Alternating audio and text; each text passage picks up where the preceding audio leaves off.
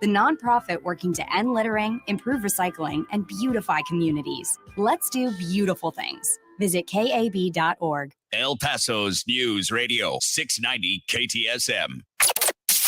Live from the KTSM AM 690 studios, it's Talk El Paso with Andrew J. Polk. Be a part of the show by calling 915-544-KTSM, 915-544-5876, or comment online on our stream at facebook.com/Talk El Paso. It's 4 p.m. Mountain Time, and that means it's time to talk El Paso with Andrew J. Polk. Thank you all so very much for joining us here for Talk El Paso, airing live on News Radio 690 KTSM. I'm your host, Andrew J. Polk. Thanks for tuning in however you may be doing so, be it on air, online, live, streaming through the free and reliable iHeartRadio app, or joining us over on the various social media pages we're up on these days, facebook.com/Talk El Paso, the Talk El Paso channel over on YouTube, Twitter at Talk El Paso, or twitch.tv, Andrew J. Polk. We are up in all those places in order to, well, make it the most available to y'all in any way that works the best for you to talk about the things that affect us here in the borderland. That's what it really all comes down to, because there's a whole lot of stuff going around, state, local, national, international, more often than not lately. It definitely feels like being able to talk about the way that no one else is going to, because of us who live here and the impacts that we see in our lives from it, ever so slightly important to us, and what we'll keep doing every Monday through Friday, 4 to 6 p.m. as we do, and a lot, and I do mean a lot, to get into here today. I mean, I don't forever particularly seeing myself being like, there's nothing going on today, go home, guys, because, well, A, that's not a very good show, but B, it just doesn't seem like it's going to be possible with all the things swirling around. A couple of things top of mind here for you. Let's delve right into it here. A lot of stuff going on with, as we've talked about, the filings and the potential removal of El Paso's district attorney from office. A petition having been filed, a court filing, better way to put it here. Don't want to conflate those with the kind of petitions that you and I signed, because there are some of those going around on separate issues. But those things and potential impacts coming to the district attorney's office, those do continue here, including some very interesting statements and counter filings going on there. So what's going on with that situation? Checking in on some of the election numbers, polling as we are getting closer. I mean, we're less than a couple of months away at this. Okay, we're about 2 months away almost exactly from election day here. And so there's going to be a lot coming up into there. So what some of the latest polling numbers, of course, say here.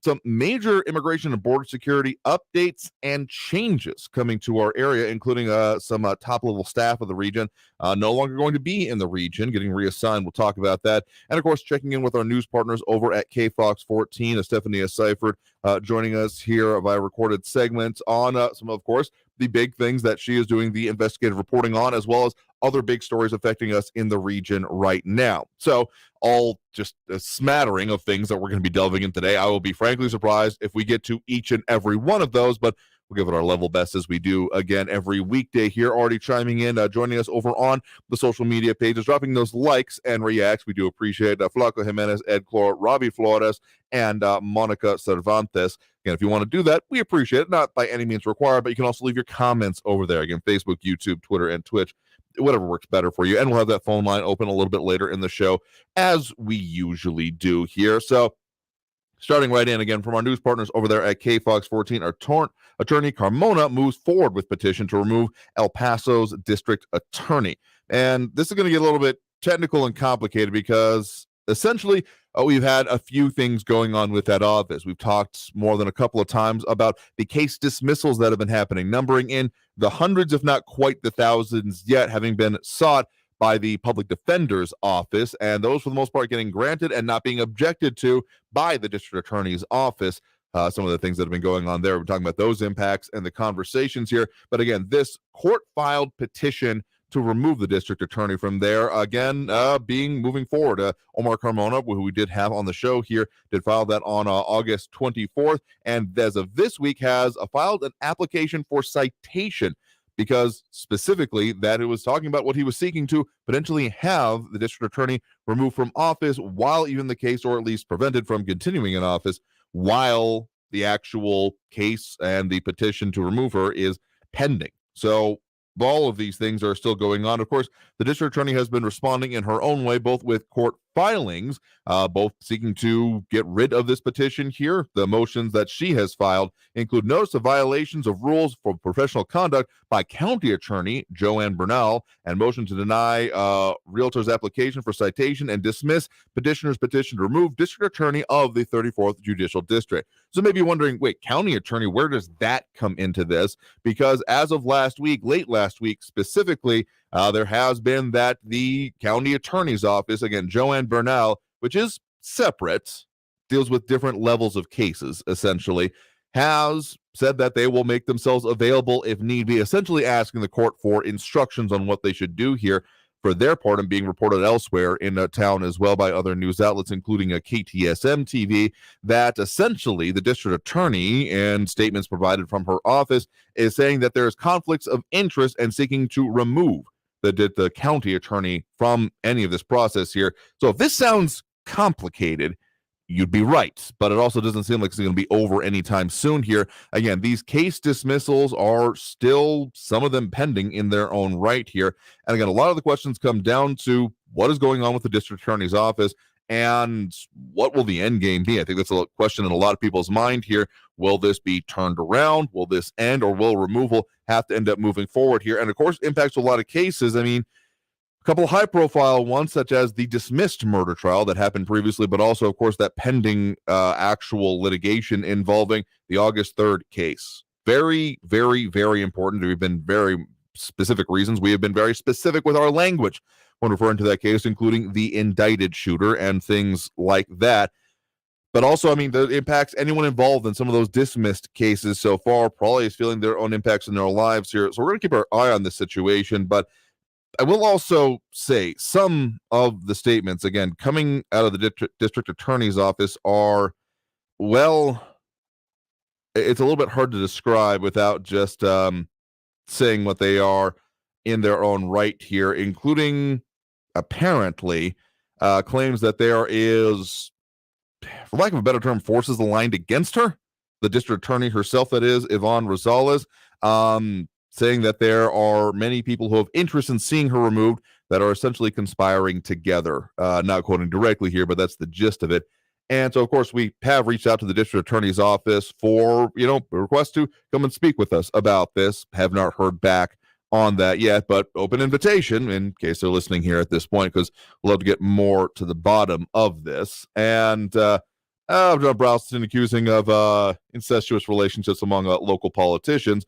Some local politicians have been named in these, but also other local personalities, so to speak, here, not even just necessarily news personalities of who you see on TV, but in other organizations. So it will maybe delve more into that. But again, I'd like to hear from the district attorney, either herself or from the office itself, on those points here, but also on the border security issue here, as we talked about yesterday with that, another one of those stark examples of the ruthlessness is the word officially used, and the one that I will choose to use in deference to the ones that will get me kicked off air if I use the 4-letter ones, about what is going on with border security. That 4-year-old found wandering near the border fence here. Again, our news partners over at KFOX 14 are reporting with Border Patrol, saying that there's been a record highs of unaccompanied children found in our area, the El Paso Border Patrol sector here, and that they are reaching, again, record numbers, again, 19,000 unaccompanied children so far in this actual, I believe it's fiscal year, and specifically in July, 2,500. And yeah, that's not good any way you put it. But the fact that this is seeming to ramp up here, well, let's just say, again, we usually talk later in the program what we got coming up for you, but we will be talking with the city of El Paso tomorrow on the program about what exactly they are expecting from the migration situation, what the city response is, and all the parts of it here. Ted Core is asking, is that surprising considering the border policy? I would say that, I guess it's hard to say that I'm surprised by anything, but some things I don't feel necessarily prepared for. And the fact that we are seeing, we've seen many different waves of different types of immigration and legal or otherwise coming across the border here. The previous unaccompanied one, if you want to go back to like 2014 and kind of to 2016, those were not in this area. So the fact that it's happening here, and we're not just kind of an offshoot, periphery stuff being brought here, people, family groups, etc., being brought here to be processed through our relatively unencumbered facilities. That's what's happened previously. So the fact that things keep changing and shifting more often, again, we have a lot more conversations coming up for you on that here. But one thing I want to mention before we hit that first break of the hour here right now is that in the midst of this, the head for Border Patrol in our area, U.S. Border Patrol El Paso Sector Chief Gloria Chavez, has now been reassigned to the Rio Grande Valley sector. And so, again, I talked a little bit yesterday about how there was, frankly, a lot of transparency coming out of that office, which I always appreciate a level of, including a lot of social media posts here. So her getting reassigned and moving down again to that area, congratulations to her if that was indeed sought by her. Otherwise, I know that is also very much a hotbed for a lot of this activity. So quite a lot of work ahead of her. No necessarily word yet on any replacements coming up here. Officially assuming command again of the Rio Grande Valley sector on October 9th. Some very different type of territory down there. A lot more water-based enforcement they'll be facing in that area. So we'll see what that then means for our area.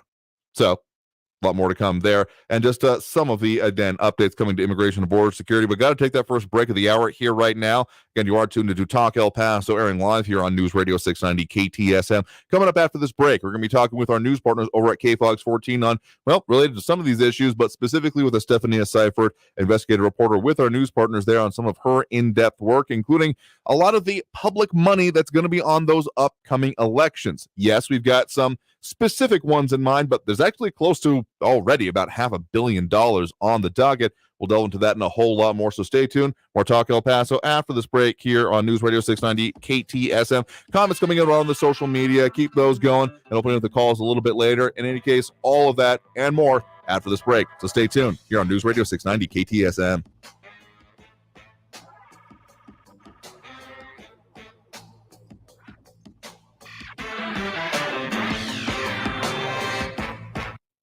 Traffic all day. News Radio 690.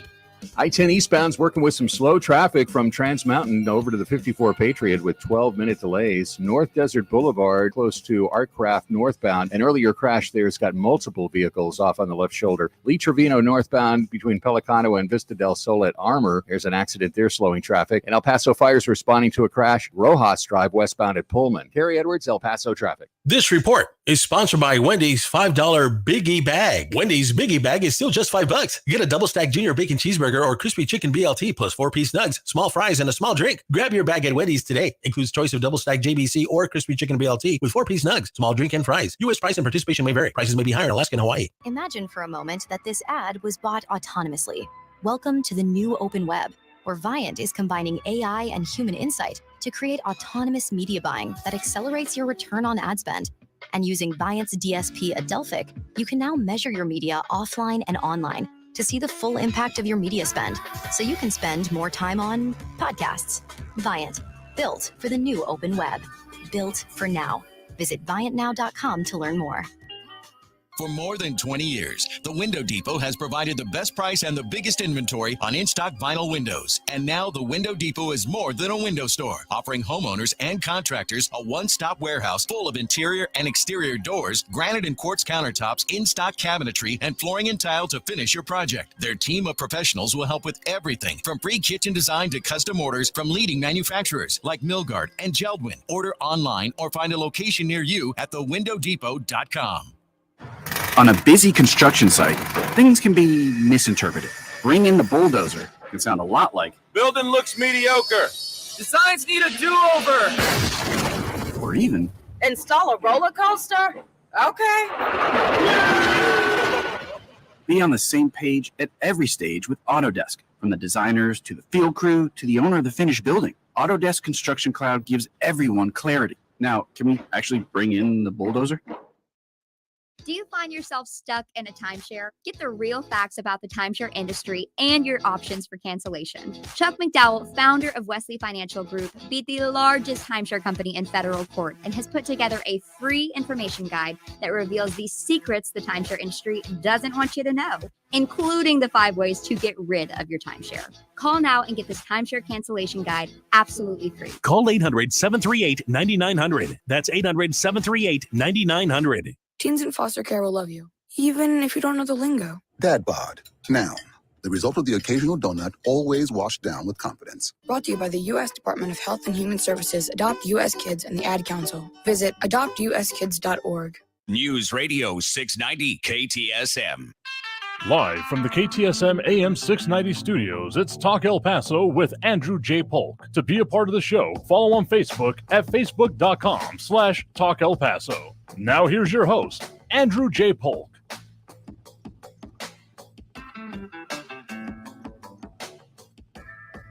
Welcome back here to Talk El Paso, airing on News Radio 690 KTSM. I'm your host, Andrew J. Polk. Thank you for tuning in, however you may be doing so, be it on air, online, live streaming through the free and reliable iHeartRadio app, or joining us over on the various social media channels we're up on these days. Facebook.com/Talk El Paso, the Talk El Paso channel over on YouTube, Twitter at Talk El Paso, or Twitch.tv, Andrew J. Polk. Getting into some more of those comments and everything coming through there as soon as we can here. But in the meantime, we are joined here in studio, as we are on most Wednesdays, by Stephanie Seifert, investigative reporter with our news partners there at KFOX 14. Thank you very much for joining us today. Yes, of course. Hi, everyone. Happy to have you back on to talk about some of the in-depth reporting going on in our region, because there's many things in our area are interconnected.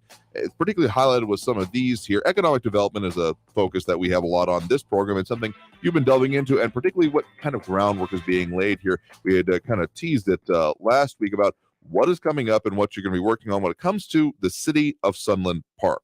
So what's essentially at the end of Sunland Park Drive, and what they have been working on, and some of the complaints residents have had, right? Yeah, so this story came about because people were questioning why there weren't more restaurants, more stores in Sunland Park. One of the concerns that was brought up is that, Santa Teresa is becoming a very big industrial area. And so there are a lot of workers, and maybe for their lunch break, it'd be easy for them to stop at a store or a fast food restaurant in Sunland Park, but they're having to drive all the way to El Paso because there really aren't very many options in Sunland Park. And so these are concerns that I took to the mayor, and he's well aware.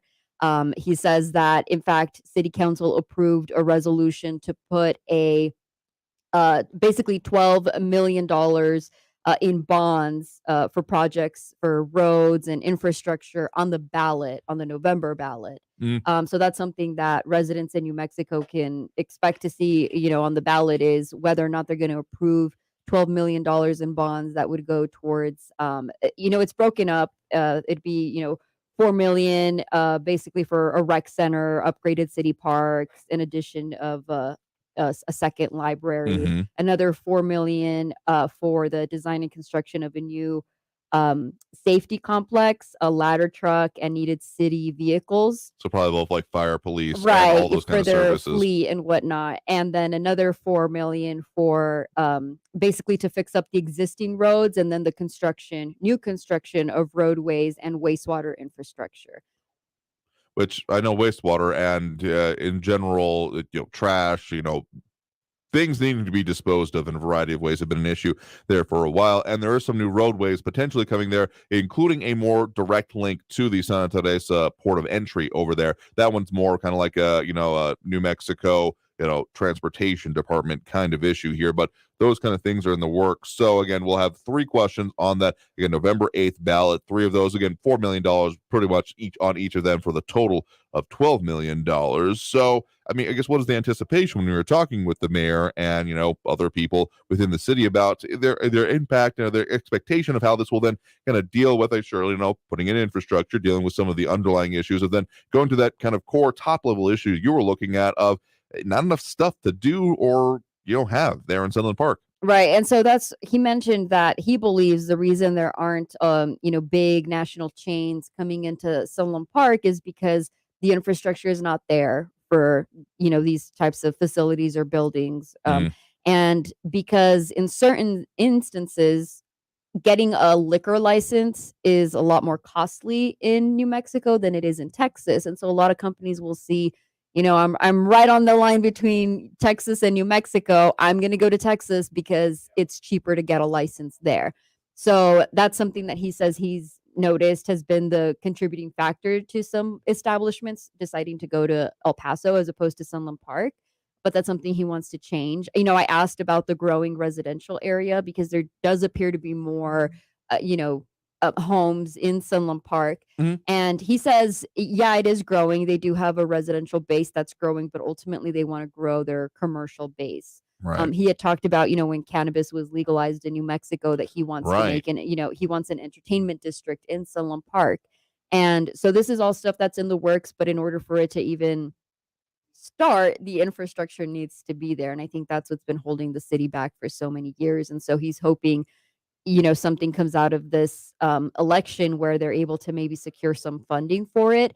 They have secured a funding for small projects, Mhm. but this would ultimately be, I think, be something that they're trying to think big picture, and hopefully down the line it ends up expanding the city. He told me, the mayor, he thinks Sunland Park is the place to be. He definitely thinks there's a lot of growth that's in the future of Sunland Park. Interesting, and I think a lot of people, myself included, would have assumed that there was a boom that would have already happened due to New Mexico's cannabis legalization laws. Again, state level only. Don't drive into Texas with it, and don't go north from here into New Mexico through those border patrol checkpoints. Good reminder to have if you are choosing to use such substances. But again, a lot of people, that was at least part of the kind of couching of the law itself here, is why it should be passed, was, hey, this will be a boon to local economy. So have they really seen that bear out so far within, again, Sunland Park specifically? Well, so when I went out and I asked, people out and about, there's about 2 shopping centers that were pretty, the busiest there that I could find in Sunland Park. And I asked people who were coming in and out, what they wanted to see, what they thought was missing from Sunland Park, and they want a grocery store and they want a gas station. Kind of neither of which are affected by that, though more traffic might be. Again, talking with us right now, if you're just joining us, is Stephanie Asaifer, investigative reporter with our news partners there at KFOX 14. You want to find out anything more about what we're talking about with this story or her previous reporting there, you can find it at kfoxtv.com. Just click on the KFOX 14 Investigates tab. You can find all that, including the breakdown on this and the full video along with it. It's also very interesting that, of course, we were talking about this $12 million bond that voters in Sunland Park will be getting to decide on as part of the November ballot, November 8th, again, coming up here before too long, folks. But there's also a lot of money that's going to be on ballots in general across pretty much most of our viewing area. Sunland Park, again, $12 million there, but then the city of El Paso moving forward with its roughly $273 million bond here. And now even the Canutillo Independent School District going further again back to voters with a new $264.1 million bond. So kind of across all of these, we're looking at the very least Sunland Park, Canutillo, city of El Paso, roughly $500 million on the ballot coming up in November. Yes. And then, was UMC one of the ones that you had mentioned for the county? Because that one, it's not totally clear it's going to be on the ballot there yet. But that, of course, is something else you're working on. That is something I'm working on, is the decision of whether or not the county commissioners here in El Paso decide to put that up for a vote. So that is also something that could potentially also be on the ballot. It's unclear if it would make it on the November ballot, though. Right. That one might be extended, but there is the chance that commissioners end up making a decision on Monday and it might not even go to voters. But there is the potential for that, possibly. Just throwing that in there. Of course, here. And that, of course, is a ongoing and complicated subject that we've, of course, talked with you previously and had on last week, Ryan Milkey and John Law from UMC to talk about those things and some of those complexities, including part of that decision about to put it on the ballot or not, or the delays they would anticipate and the extra cost that they say would be associated with it. But again, that is something you'll be delving further into for your special report tonight, right? Yes. So still a lot of questions about this $345 million in certificates of obligation that UMC is asking for. And so I got a tour of UMC just to see firsthand what are the needs of the hospital. They're asking for certain things. And so I wanted to see firsthand if the need was really there and what doctors at UMC, felt that if there were, we're dealing with a lot of patients. Yeah, we don't have enough of this or that. I wanted to see that. And so I went to UMC, I got a tour of the hospital, and I also got a look at some of the unique services that UMC says has basically increased their amount of insured patients. Typically, UMC, I think, would see more uninsured patients. And I think that's, the reputation that it had was that, as the county hospital, that they had more uninsured patients than insured patients. And so now they're telling me that they're seeing an increase in insured patients. And so they think it's because of the unique services that they're offering that more people want to go to the UMC because they're services that can't be found at other hospitals. And so I asked several things that had come up from viewers, even from callers that when I listen in on the show. I write all those down, and when I finally get the chance to speak with a spokesperson or someone from the entity, I ask them. And so a lot of those questions are answered in my story tonight. And we get a look at what the hospital says it needs, those unique services, and just I think a deeper dive into if just real quick for an example, I had asked them, there's a cancer center in El Paso that recently announced that it is expanding. Right. That one of the things that UMC wants to do is expand in a cancer center. That's they want to use part of the money for that. So I asked them, why are you taking it upon yourself to take on this cancer center when there are other entities in El Paso that are also expanding in their cancer care? And so they answer those questions. So that's something that you can look forward to tonight. And of course, the coverage continues on Monday for the commissioners meeting. Because it feels like it's gone by very fast, but we are reaching the end of that timeline that, originally 45 days, but then got expanded even further beyond that, countdown to the commissioner's court decision here being closer to end up, I think 60 days or like 65 days at the sum total when they finally said this is the one we'll do it. But again, the resolution we've been talking about coming up September 12th, which is Monday. And so you'll be doing, complete coverage of that as well. We expect you, right? Yes, of course. So you can expect a bit of a preview of that tonight. And then, of course, the coverage of what happens at that meeting on Monday. Again, a lot more questions to be answered there as well, but we'll get more into that here in the next segment. Again, joining us right now is Estefania Seifert, investigative reporter with our news partners there at KFOX14. Want to find anything more about the stories we've talked about here and the ones that she has coming up, including that one tonight, which will be on KFOX14 News at 9. Again, KFOXTV.com, and click on the KFOX14 Investigates tab. So Stephanie, we're going to have you stick around with us here and come back after this next break. We'll be back with more Talk El Paso after this break. More comments and phone calls coming up a little bit later, but all of that to come here on News Radio 690 KTSM. Stay tuned. El Paso's News Radio 690 KTSM. I'm Selena Madrid with your CBS 4 News Update. U.S. Border Patrol agents say they found a 4-year-old boy abandoned near the Santa Teresa port of entry.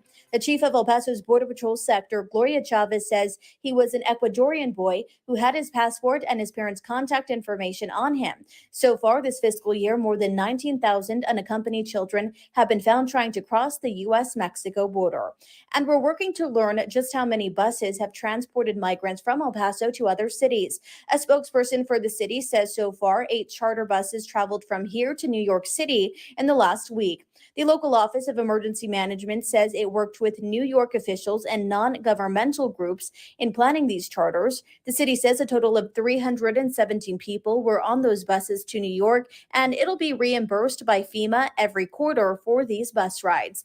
I'm Selena Madrid with your CBS 4 News Update. News Radio 690. Traffic all day.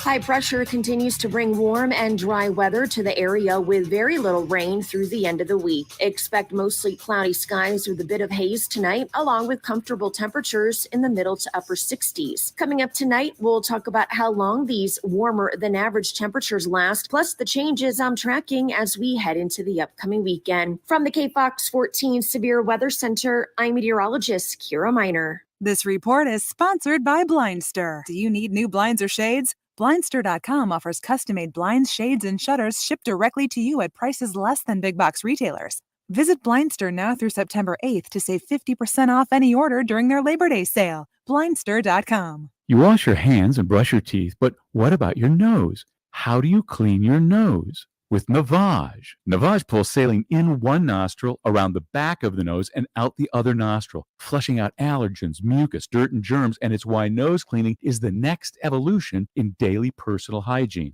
People try Navage for lots of reasons: sinusitis, allergies, snoring, things that make it hard to breathe through your nose. But over time, they also find that cleaning their nose makes them feel better, a lot better. Nearly 3 million Navage users have written more than 100,000 reviews, averaging 4.7 stars, saying things like, best product I've ever used, and amazing, I love my Navage. That's because Navage helps you breathe better, sleep deeper, and snore less. But the biggest payoff is improved health. Here's the key point. Navage is good personal hygiene, and it's going to help you stay healthier. At Walmart, Walgreens, CVS, Rite Aid, Bed Bath, Target, and online. Navage, Navage. Clean nose, healthy life. Talk El Paso, bringing you the biggest stories from the borderland and beyond, 4 to 6 p.m. every weekday, brought to you in part by Sergio Lewis Body Shop. Call the pros at 915-593-0191. That's Talk El Paso, Monday through Friday at 4, right here on News Radio 690 KTSM. Summer days getting shorter and business to-do lists getting longer? You need Indeed. Their all-in-one hiring solution makes it easy to attract, interview, and hire candidates, all in one place. Sponsor your first job and get hiring today by visiting Indeed.com/credit. This report is sponsored by Indeed.com. Talk El Paso is going daily. Join host Andrew J. Polk weekdays at 4 with the Borderlands' only live local talk radio show, breaking down the impact of the news and taking your calls. That's Talk El Paso, live Monday through Friday at 4, right here on News Radio 690 KTSM. Sponsorship and advertising opportunities are also available. To find out on how you can affordably reach an affluent and highly educated demographic, please call iHeartMedia at 915-351-5473. That's 915-351-5473. News Radio 690 KTSM El Paso. Live from the KTSM AM 690 studios, it's Talk El Paso with Andrew J. Polk. To be a part of the show, follow on Facebook at facebook.com/Talk El Paso. Now here's your host, Andrew J. Polk.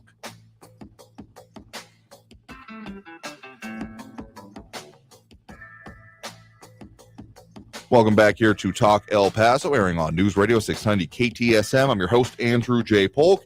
Thank you for tuning in, however you may be doing so, be it on air, online, live streaming through the free and reliable iHeartRadio app, or joining us over on the various social media platforms we're up on these days, facebook.com/Talk El Paso, more or less the main one, but you can also find us on different Facebook pages, YouTube, Twitter, and Twitch. Really look for us under the names Talk El Paso or Andrew J. Polk on pretty much all of those platforms here. But again, joining us in studio here, we do have Stephanie Seifert, investigative reporter with our news partners there at KFox 14. Thanks for sticking around with us here. Of course.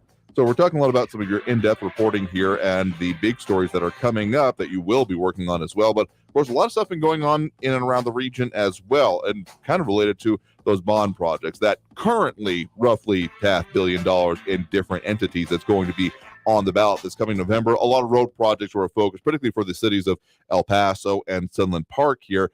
Those are going to be more of, your city street surface roads anyway, but there's also been a lot of concern and something that y'all been reporting on as well about what is going on in more high traffic areas, but not necessarily only high traffic areas. I mean, highways are always a focus on what's going on with them. I know we get calls about the trash on them, which ran into, it felt like a family of cardboard boxes left in the middle of the road the other day here. Flattened already, but it did not sound good under the vehicle that I was in. So that's its own level of concern here. But something that you all specifically reporting on is beyond debris on the roads here, the fatalities that are being caused. This is both a national conversation, but some very specific impacts being looked at here locally, right? Right. So today, actually, our morning reporter, Ariana Parra, her story, and if you want to look this up just for all the stats that are provided, it's called Traffic Deaths Up 30% in El Paso from 2020 to 2021.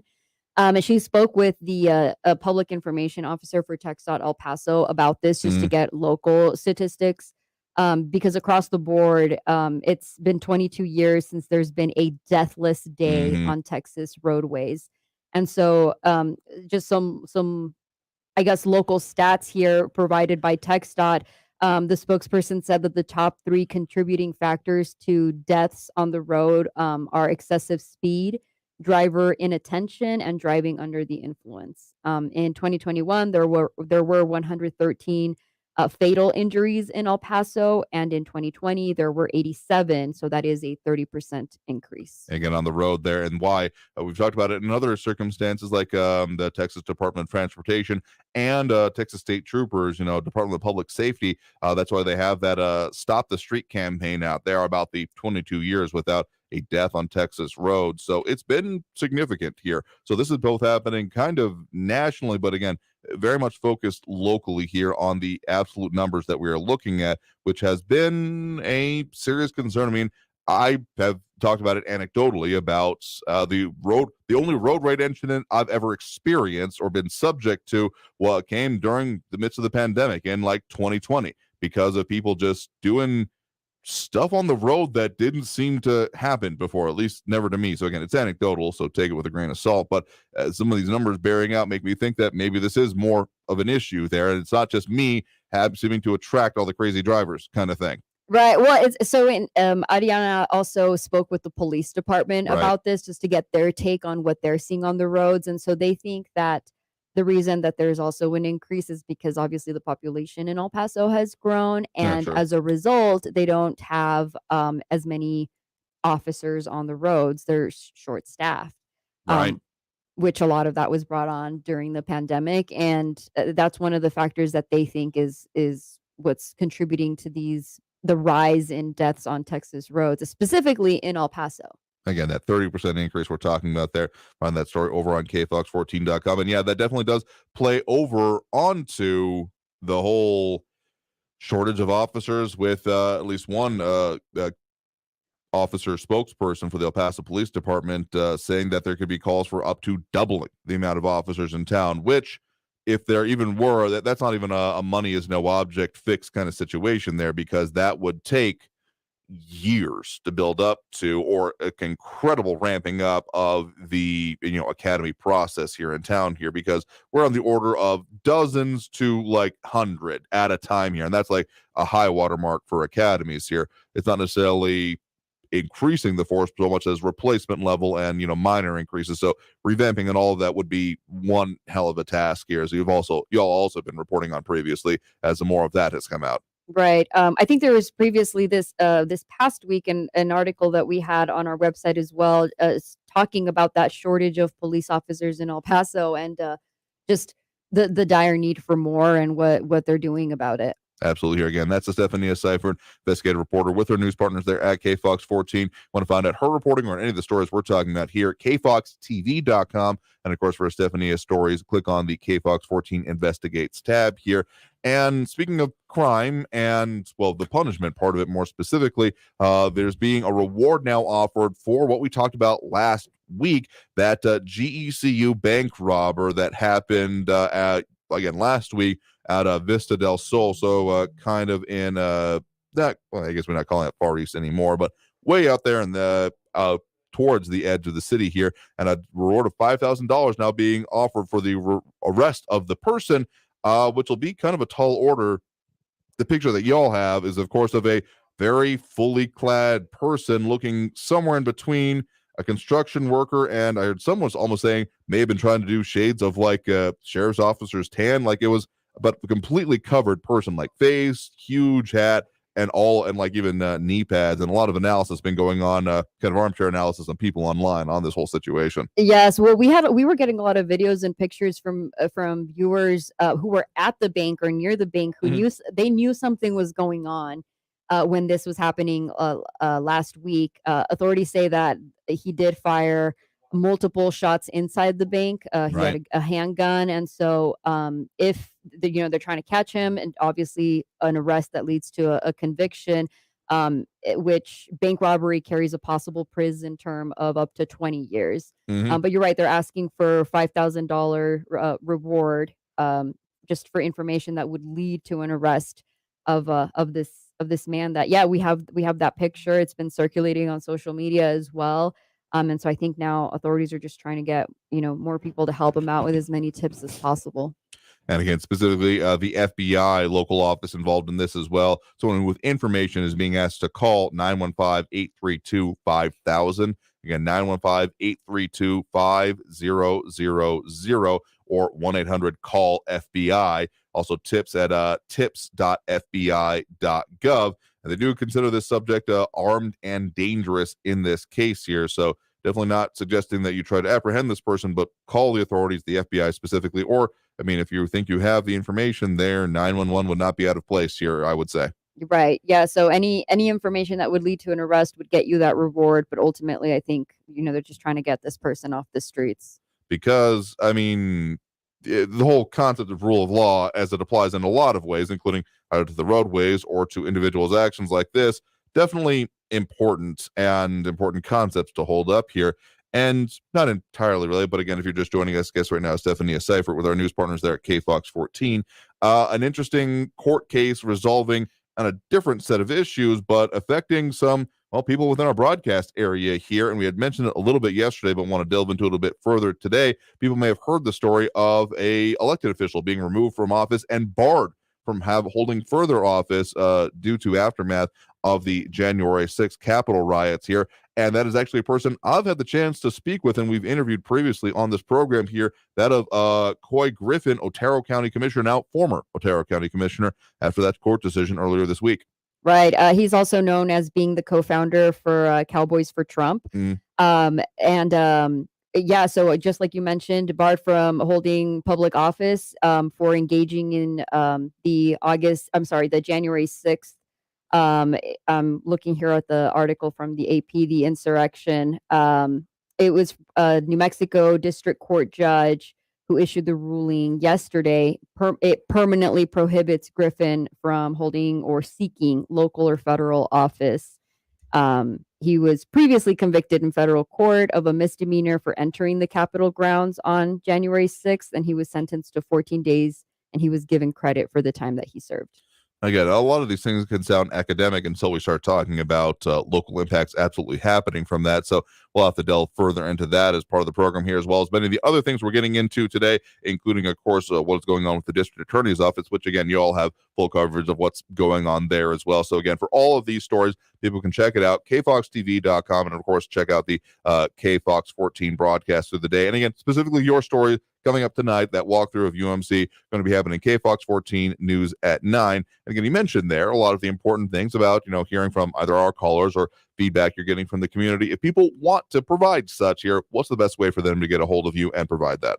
Sure, you can email me at eyseyffert@kfoxtv.com.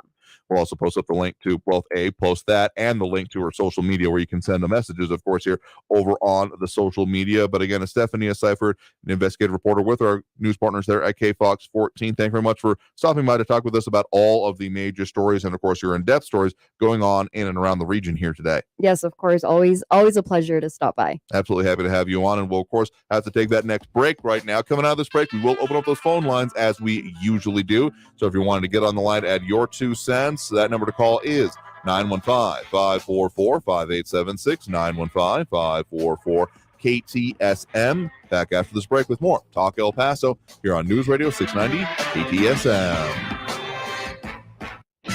Traffic all day. News Radio 690. Police responding to a crash with injuries, Gateway West at Hawkins Boulevard, slowing traffic. North Loop Drive at Hunter, an injury accident there with El Paso Fire on the scene. A crash with injuries, Rojas Drive, westbound at Pullman. An ongoing road construction, 2 lanes closed on Americas Avenue eastbound at North Loop Drive. Kerry Edwards, El Paso traffic. This report is sponsored by Staples Stores. Staples offers tech solutions and accessories for learners, small business, and remote workers, from the latest laptops to networking solutions. Apple AirPods Pro are only $199. You save $50. Offer ends 9/10, limit 2. Explore the latest tech solutions at Staples, the working and learning store. The El Paso Community Foundation supports the causes you feel passionate about here in the borderland, whether it's education, social services, arts and culture, the environment, health, or economic development. The El Paso Community Foundation has been promoting philanthropy and progress in our hometown region for more than 45 years. Make your mark with us. Start a fund today for good, for El Paso, forever. Learn more at epcf.org. That's epcf.org. Hi, this is U.S. Congressman Tony Gonzalez. Are you paying more for just about everything? I know I am. Inflation is costing Texas families thousands of dollars more for everyday goods like groceries. That's why in Congress, I'm working against reckless government spending to help put a stop to skyrocketing inflation. If you have any questions for me about my work to combat inflation, please do not hesitate to reach out at 210-806-9920 or online at gonzalez.house.gov. Paid for by official funds authorized by the House of Representatives. Have you thought about getting dental implants? Has someone told you that dental implants cost $3,000, $4,000, $5,000, $6,000 per tooth? Please do not pay that much money. Instead, Go to 1995implants.com, the El Paso dental office where beautiful, top-quality, long-lasting dental implants are as low as $1,995 per tooth, including the implant, abutment, and crown. Plus, we offer a free consultation with the dentist, free standard x-rays, and convenient financing plans to fit your budget. At 1995implants.com, dental implants are very affordable. So, get rid of your cracked teeth, missing teeth, and loose old wobbly dentures and get the amazing new smile that you've been wanting. 1995implants.com is conveniently located right here in El Paso. For more information, please see our website, 1995implants.com. That's 1995implants.com. Se habla español. Summer days getting shorter and business to-do lists getting longer? You need Indeed. Their all-in-one hiring solution makes it easy to attract, interview, and hire candidates all in one place. Sponsor your first job and get hiring today by visiting Indeed.com/credit. KTSM AM El Paso is News Radio 690, an iHeart radio station. El Paso's News Radio 690 KTSM. Live from the KTSM AM 690 studios, it's Talk El Paso with Andrew J. Polk. To be a part of the show, call 915-544-KTSM or follow on Facebook at facebook.com/Talk El Paso. Now here's your host, Andrew J. Polk. Thank you all so very much for joining us here for Talk El Paso, airing live on News Radio 690 KTSM. I'm your host, Andrew J. Polk. Thank you for tuning in however you may be doing so, be it on air, online, live streaming through the free and reliable iHeartRadio app, or joining us over on the many social media pages we're up on these days. A lot of ways to interact with the show. Of course, you got the Facebook, YouTube, Twitter, and Twitch, where you can pretty much leave your comments there. I mean, Twitter is more of a DM, message, response kind of thing here, which we also do take here. Then I do take it pretty much all in stride here, even if you're just calling me a joke. I'm glad you're laughing. Hope you're having a good time there, because otherwise, what are we doing here? We were talking about important issues, as we often do. A lot of comments coming into that end. We do have that phone line open as well if you want to get on the line there. The number to call is 915-544-5876, 915-544-KTSM. Some of the comments that came in there, want to say it came up for a little bit earlier. Matt Olson say we're still calling it an insurrection. I wouldn't say we're calling it that, though John Browston has a further point made on there saying, well, we called that until after the 2022 midterm and 2024 presidential election. I mean, it's not the phrase that I'm using on it, because it doesn't really fit in my mind, but it has been described some of those ways with part of it. So, and Louis Panada doing his best impersonation of a town crier or a court judge here. So, I mean, good commentary there. I really think you're really hitting the pulse there. In any case, a lot more actual substantive points being made there. RJ asking, did everyone forget how to drive during the lockdowns? It could be frustration or lack of patience. Quien sabe? Yeah, I'm going to call it, but maybe frustration, but also just no one else is out on the roads. Who cares? Floor it kind of mentality. I don't have a great explanation for it. There's a whole lot of mentalities I don't quite understand here, but Kathy Codry agreeing with that, saying that, a lot of aggressive drivers lately. Yes, absolutely. That does seem to still be the case. I'm glad I'm not the only one experiencing that. Somewhat more of the comments coming in here. Ion Grimm asking, and the district attorney's main reason for not going forward with the cases, that one's maybe been a little bit harder to point down. I'm definitely not going to want to put words in the district attorney's offices or the district attorney herself's mouth, but what they have said so far is that for any of the cases they feel the need to, they will refile. That's the kind of most substantive thing that has come out so far, either to us or to our news partners, which again is a little bit unsatisfying, I will say, because that doesn't necessarily lead to the reasoning or what's going on with it and these cases as they progress. I definitely have a level of concern with just all of it here. And more comments coming in, and a lot more if you want to add your 2 cents there. But again, that phone line is open, 915-544-5876, 544-KTSM. Dropping those likes and reacts, we do appreciate it. We do have Ion Grimm, Calvin Williams, Ted Kors, Flaco Jimenez, Ed Clore, Robbie Flores, and Monica Cervantes here. I'm just going to get to at least one more on the idea of the bonds here. When it came to the idea of there being maybe more businesses being needed in the city of Sunland Park, Flaco Jimenez saying, sounds like an opportunity for a bunch of food trucks. I have an expectation that there's probably a few out there. I don't know if I mentioned it in this interview today, but I've definitely thought about it. If you've been out to the Santa Teresa industrial area we're talking about, where like the Santa Teresa jet port is, the intermodal is, and of course the port of entry, it's quite the mecca of logistics. We talked about that more than a few times in the past, but there's like one diner kind of out there in essentially the warehouse district, sector, area, whatever the right way to put it is. And so I'm not sure if that's anywhere near what is actually required for it here. And I'm Grim asking, and who pays the district attorney's salary? Yeah, I mean, I think you know that answer, but it's definitely us, not just us here in the city or even county of El Paso, because technically it is multiple different parts there. And if you're trying to get on the line here, and I accidentally got you off the line there, apologies. We'll try to get you back on hold there. But, I mean, it is of course, a public position, but it does cover more than just El Paso. So it's us and more or less the two counties to the east when you start getting into like Culberson and Hudspeth counties. Yeah, the accountability is an important thing and should be worked on here, as we also have a Matt Olson and Ida Beza Gardner dropping those likes and reacts. Do appreciate it. But there's a whole lot more that we'll have to delve into there. And as these court cases progress or maybe don't, in all of this, well, we'll certainly keep delving into that. That's going to take us through that next hour right now. Again, if you want to get on the line ahead of the next hour, get in line on the line, the phone line anyway, 915-544-5876, 544 KTSM, which have more of the other comments here as well, much as we can squeeze in, but a whole lot more coming again. Second hour up on deck right after this top of the hour news break here on News Radio 690 KTSM. That number one more time, 915-544-5876, 544 KTSM. Back after this break with more here on News Radio 690 KTSM. Don't go anywhere.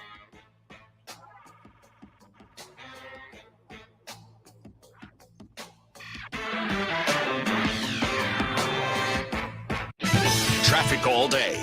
News Radio 690. Police responding to a crash with injuries. Gateway West at Hawkins Boulevard, slowing traffic. North Loop Drive at Hunter, an injury accident there with El Paso Fire on the scene. A crash with injuries. Rojas Drive, westbound at Pullman. An ongoing road construction. 2 lanes closed on Americas Avenue eastbound at North Loop Drive. Carrie Edwards, El Paso traffic. This is Cecilia Abbott. Greg Abbott is my husband and our governor. Greg and I met at the University of Texas. We married soon after. I came to know what Greg Abbott was really made of when I saw how he responded to his accident. At just 26, a massive tree fell on him, paralyzing Greg for life. His recovery took months, but Greg never gave up. He often says challenges don't define our lives.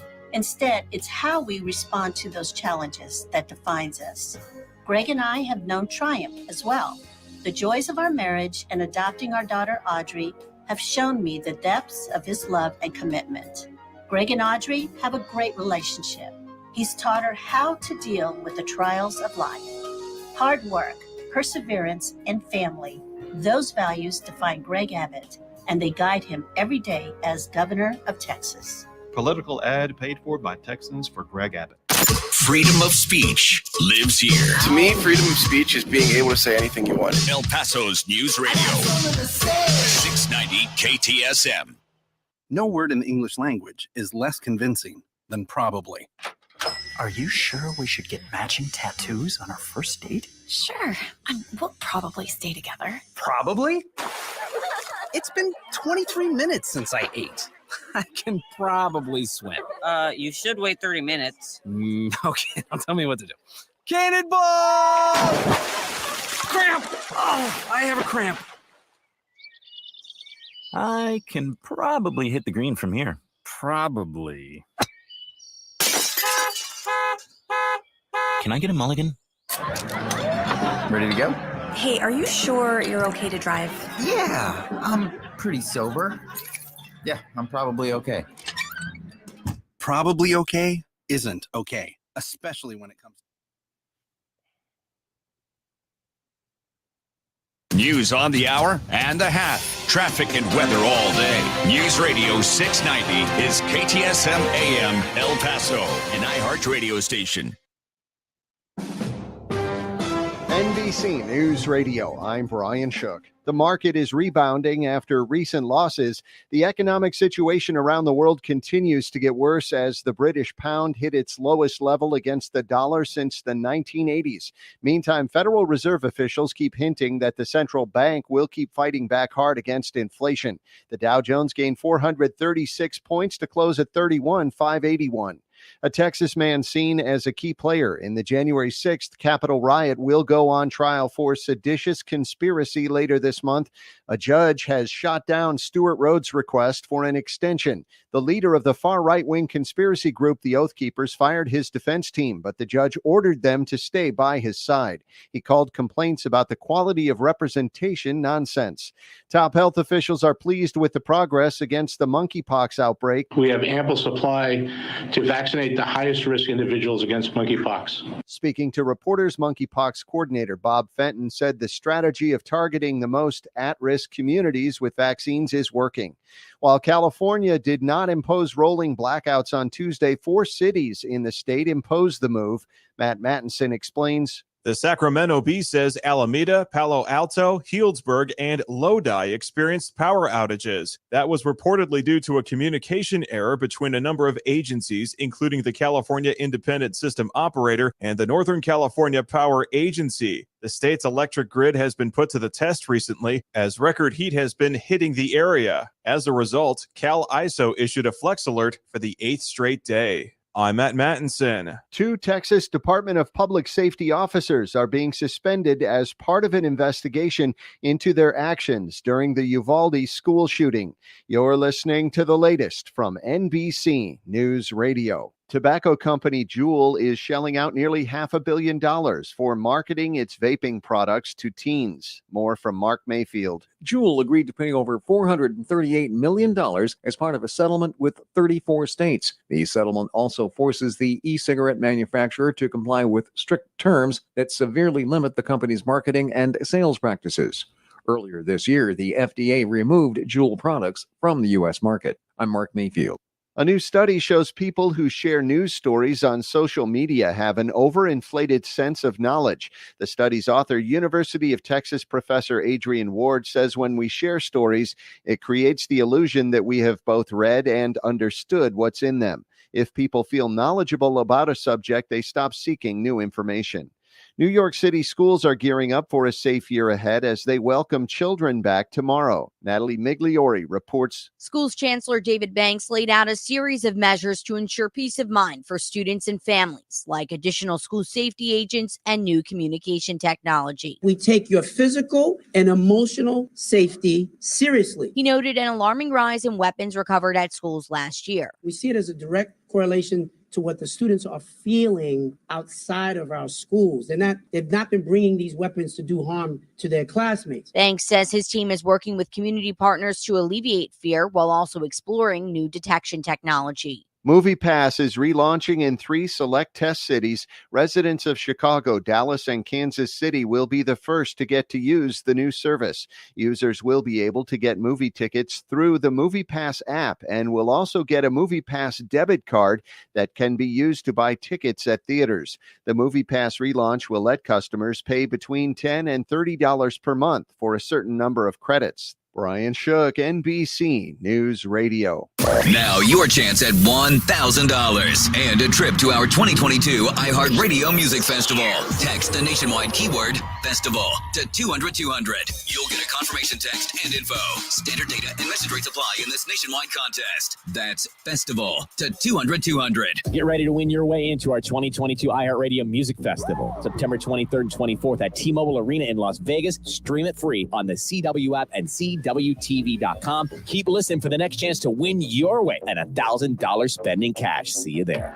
Brought to you by T-Mobile. Switch to the network with more 5G bars in more places so you can experience your music whether you're streaming from home or from the front row. Plus, customers can get closer to the festival with VIP access, only from the leader in 5G coverage, T-Mobile. This report is sponsored by Blindster. Do you need new blinds or shades? Blindster.com offers custom-made blinds, shades, and shutters shipped directly to you at prices less than big box retailers. Visit Blindster now through September 8th to save 50% off any order during their Labor Day sale. Blindster.com. During this interruption, let's talk about disruption. Emerging new channels, cookieless media.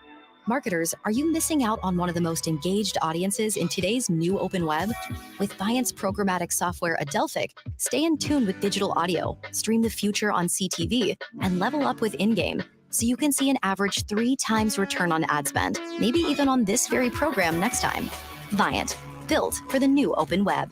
Built for now. Visit viantnow.com to learn more. A 49-year-old unidentified. News never stops, and now you never have to take a break from the station that brings you the news. Download the free iHeartRadio app and listen to any station, anytime, all for free. Want even more, but don't want to pay? Good, we've got that. Discover podcasts from your favorite radio hosts, podcasts that take you further into the story, podcasts that give you stories you never knew existed. Always free. Don't pay for the news you want and the stations you love. Download the free iHeartRadio app today. Available now in the App Store. News Radio 690 KTSM. Live from the KTSM AM 690 studios, it's Talk El Paso with Andrew J. Polk. To be a part of the show, call 915-544-KTSM or follow on Facebook at facebook.com/Talk El Paso. Now here's your host, Andrew J. Polk. Thank you all so very much for joining us here for Talk El Paso, airing live on News Radio 690 KTSM. I'm your host, Andrew J. Polk. Thank you for tuning in however you may be doing so, be it on air, online, live streaming through the free and reliable iHeartRadio app, or joining us over on the many social media pages we're up on these days. Facebook.com/Talk El Paso, the Talk El Paso channel over on YouTube, Twitter at Talk El Paso, or Twitch.tv, Andrew J. Polk. And those aren't even all the pages, by the way. There's more on those platforms under different names here. So honestly, wherever you're watching this, if you can hear that, know the list, if that's the right place for you, you're more than welcome to stick there, find what works for you, etc. Because the entire mission here is to talk about what's going on in the borderland, what affects us here, and what it means for those that actually reside here in this region. Because the contention I keep up is that no one else is going to talk about the stuff that affects us here the way we are, even if there's a lot of conversations that go on about what we think, or what people think we think in this area. It gets circular pretty quick here. But of course, considerations towards elections are getting closer and closer here, particularly since we are, again, just over 2 months away from Election Day. 61 days, 7 hours, 52 minutes, and 20 seconds as of right now, according to vote.org here. So, I mean, if you want to track it that way, okay, that's a little insane to take it down second by second for Election Day, though some might. But again, I teased it, so I don't want to miss out on it. Some new polling data out as of today, actually, the Texas Trend Survey by University of Houston and TSU, I do believe, or maybe it was the Hobby School. In any case, showing that the latest snapshot of where Texas voters might be, showing some interesting things going on with some of those top statewide races, governor, lieutenant governor, and attorney general, and some interesting things going on with endorsements as well, showing the unpopularity, at least unpopularity within a certain colleagues of its own party here. But I know top of the campaign, top of the ballot, of course, incumbent Republican Governor Greg Abbott facing down challenger Democrat Robert Francis Beto O'Rourke. And there's been a lot of advertising going on here. You've heard at least a couple of spots starting to go by on our station here, and probably seen it in other local media. Some of those buys coming through here, and the attacks never really. Can you call something as starting if it never wasn't in place? By which I mean is that these campaigns always started that way. Heck, you would have been maybe not totally blamed, particularly during the primary process, if Governor Abbott was already going against O'Rourke, or more even specifically against Biden. You might have not been totally blamed for being confused if he was essentially announcing a run for president, but no, he wasn't, but just definitely calling out those policies here. But so some of these the latest statewide polling showing that in this case, again, UH's Hobby School of Public Affairs and TSU's Barbara Jordan Mickey Leland School of Public Affairs, showing that Abbott leading O'Rourke by about 7% among likely voters, plus or minus a 2.7% margin of error. So outside the margin of error there, about 49% to 42% Abbott over O'Rourke, and about 7% undecided. So the undecided could still end up making the difference there as long as they actually go out and freaking vote, but that's a separate issue here. So considering that kind of rough, there's been variations in all the polling between about 5 to 10% is about the place I've been pegging it in the back of my mind anyway, is where Governor Greg Abbott lies on the scale so far. Some have varied a little bit more wildly than that, but we'll take those as outliers. At least I do anyway. So that's some of the things going on there. And I mean, there's still plenty of time in those 2 months for other things to happen. So we'll, of course, keep our eye on it with a lot of other interesting analysis coming out along with it. But let's again get to those phone lines, because that's what we're doing at this point during the show. That number to call is 915-544-5876, 915-544-KTSM. Full up at the moment, but we'll give you a chance to squeeze in before the end of the show here. Kathy Cody on that point specifically on the election saying, Beto pandering for votes, now claiming he doesn't want to take our guns here. We actually got a poster in from the governor's campaign here to the station a while ago. I'll need to take a picture of it and put it up on social media, post it on the page here for y'all. Take a look at it for yourself here. Paraphrasing it, I don't have it in front of me to quote from it directly, but essentially saying reasons to record a Beto O'Rourke interview, give or take that kind of phrasing here. And at first I thought, like, wait, are they telling me they want me to interview him? But no, I realized there's a more general campaign purpose. It was about flip-flopping. So, I'll post that picture up. Tell me what you think about it once we post it. And a lot more comments coming in there as well over on the social media. Also dropping those likes and reacts. We do appreciate Ida Beza, Gardner, Matt Olson, Ion Graham, Calvin Williams, Ted Kors, Flaca Jimenez, Ed Clore, Robbie Flores, and at least one more I don't want to miss, Monica Cervantes as well, but I didn't already say that one here. So that's just a few of the things going on. But let's go back to those phone lines. Again, the number to call, 915-544-5876, 544-KTSM. We do have Frankie and Macia on the line with us here right now. Frankie, thanks for joining us. All right, right out of the box. Stephanie stole part of my thunder, and she was rather blasé about it. This nut job out there in Otero County in our great state of New Mexico got slam dunked by this district judge, and rightly so. This schmuck was an insurrectionist, seditionist, conservative kook creep with a name of Cooey. Who names themselves Cooey? Like Hooey, Fooey, Cooey? Unbelievable. Good for him. He's out. He's done. He's finished. Now, let me say this. I want all you people out there in the southwest border region to understand this word spelled D-E-N-A-I-L. Denial. D-E-N-I-A-L. Denial. Now, you got 10,000 documents stolen by the Donnie Dotar doofus. Some of them including foreign nuclear secrets. And you have nothing to say about it? If Barack Obama just stole one, or what do you call it, a conservative, the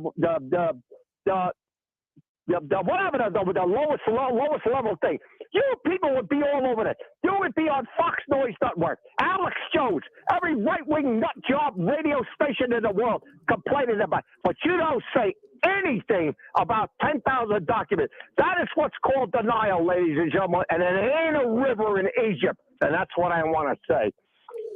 Fair enough here, and I believe it's pronounced Coy, Griffin, at least when I got the chance to speak with the gentleman in question here at CPAC last year. I do believe that's how he pronounces his name, so maybe that affects your affectation of his name or your impression of it.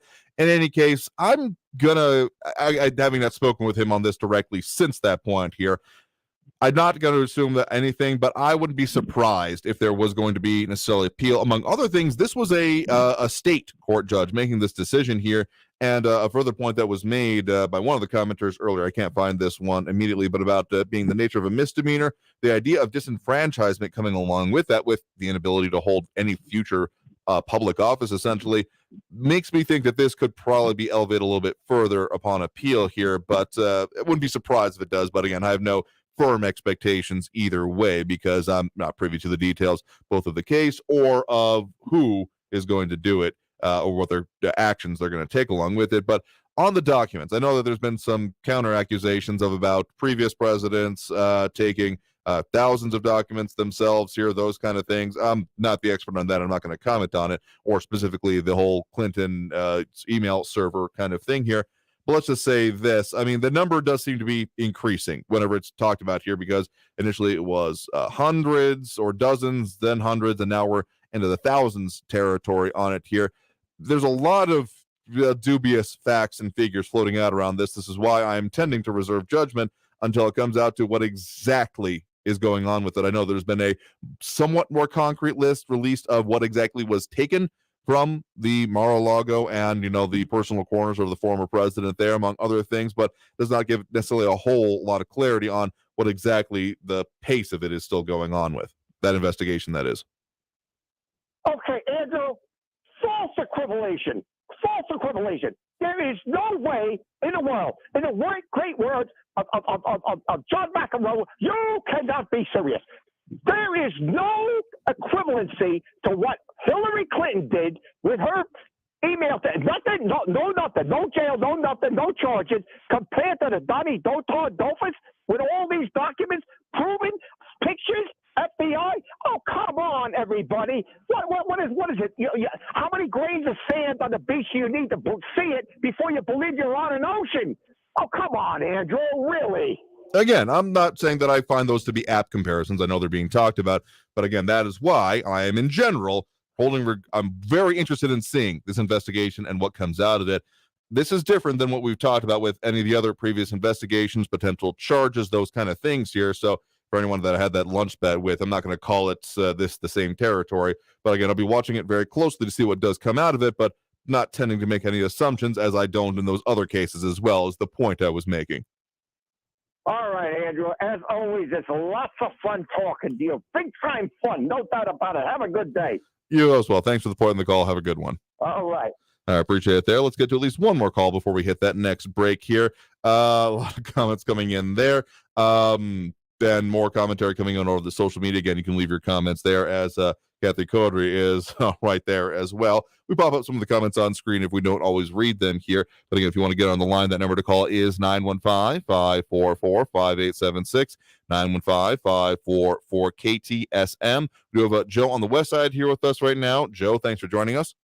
Hey, Andrew, thank you for taking the call. Mm-hmm. Hey, I want to talk about a text I got today. Mm-hmm. But first of all, I want to thank Kevin, he's from the east side, for mentioning that Nixon and the accomplishments that he made. Mm-hmm. I've been going back and forth on your station trying to explain to people that he did some good things. Now, the text that I got today came from this woman that looks like a cockroach with a dress, and she texted me telling me great news. And the great news was that our president had canceled $20,000 in student debt. Mm-hmm. Now, that really irked me off because, I went to college on the GI Bill. Mm-hmm. I had to serve during the Vietnam era.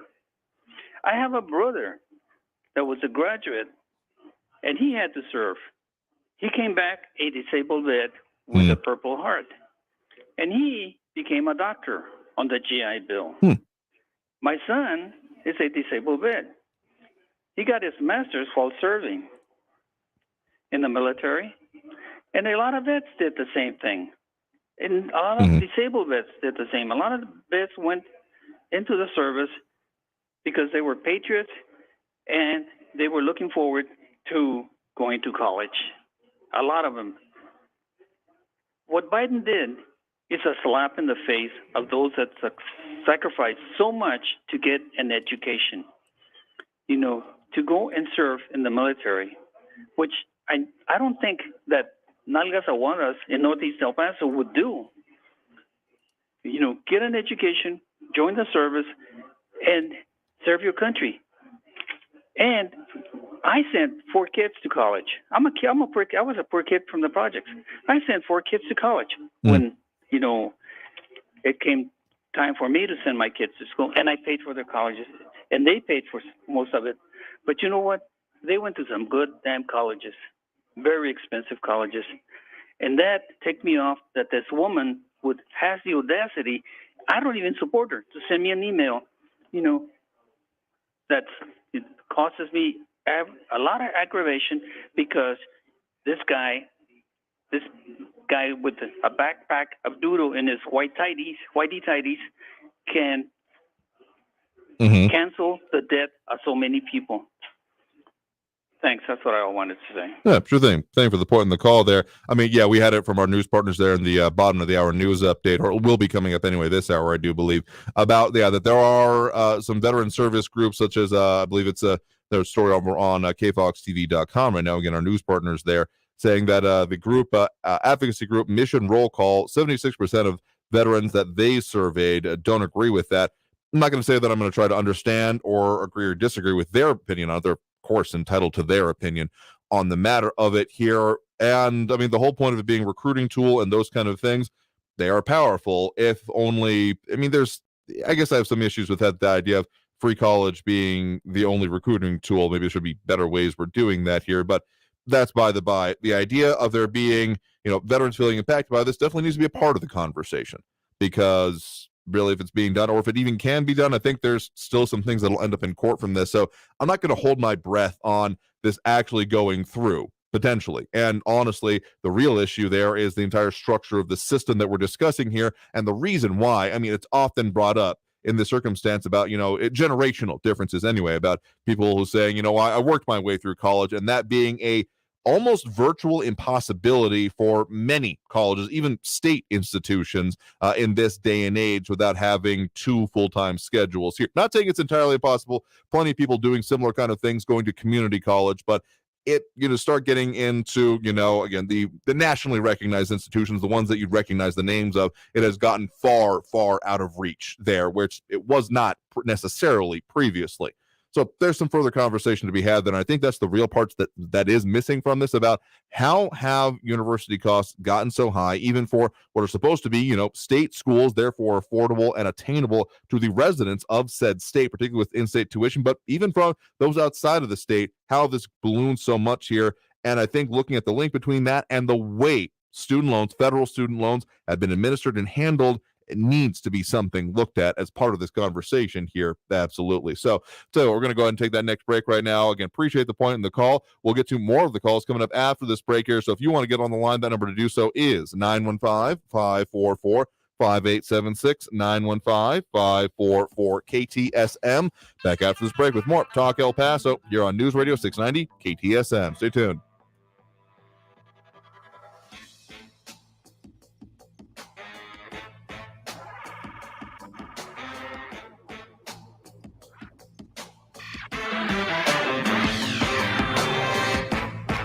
Traffic all day. News Radio 690.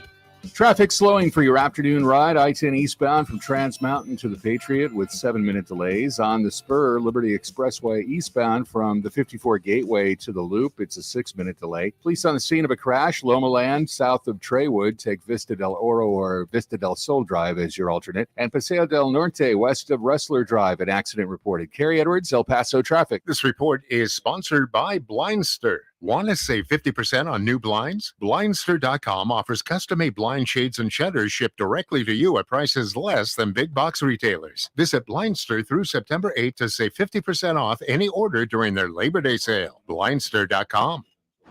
On a busy construction site, things can be misinterpreted. Bring in the bulldozer. It can sound a lot like, building looks mediocre. Designs need a do-over. or even, Install a roller coaster? Okay. be on the same page at every stage with Autodesk. From the designers to the field crew to the owner of the finished building, Autodesk Construction Cloud gives everyone clarity. Now, can we actually bring in the bulldozer?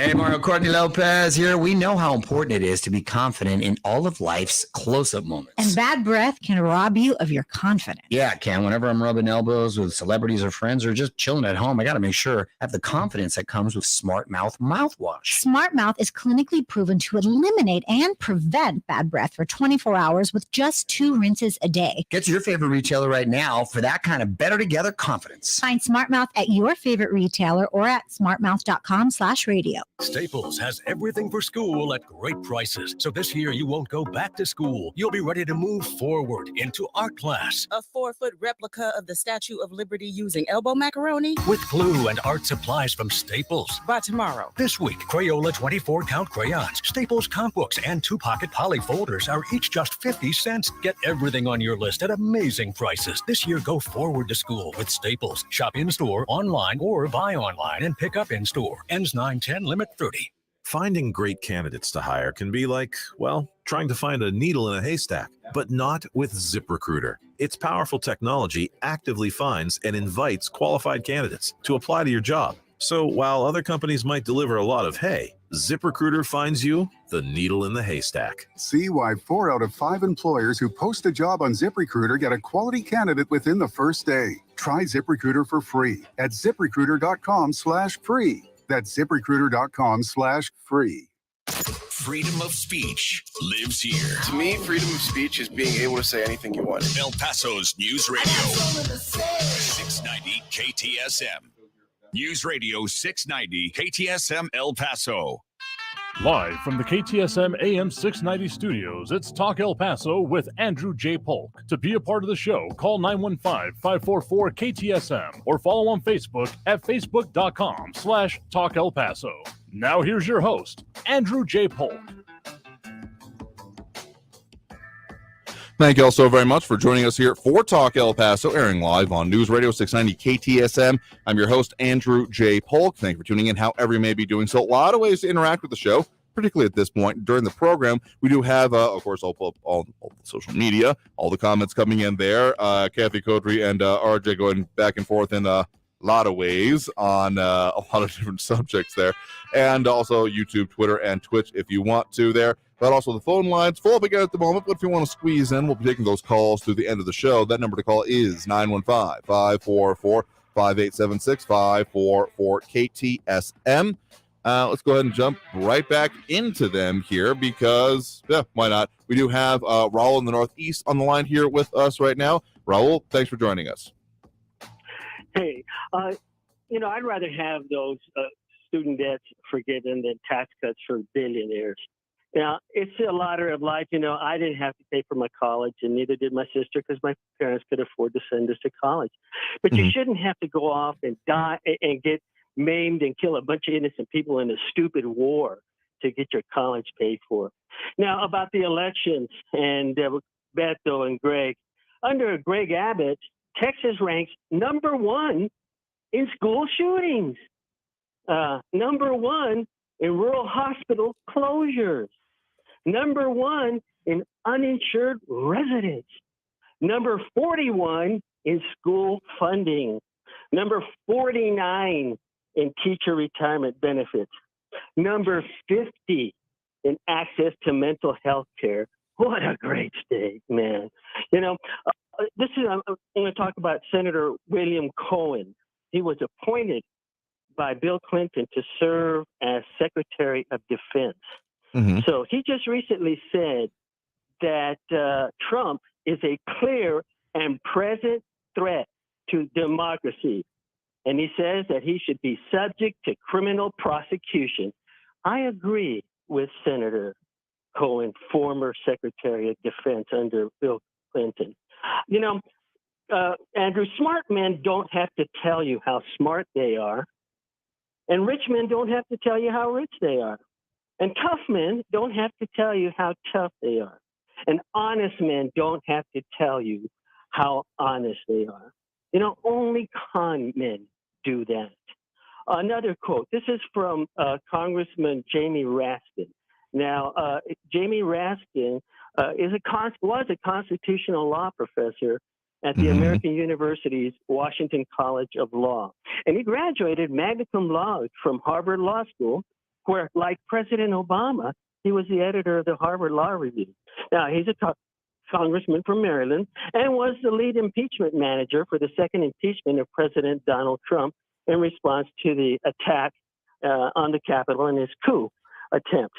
Now, he says, 2 of the hallmarks of a fascist political party are, 1, they don't accept the results of elections that don't go their way, and 2, they embrace political violence.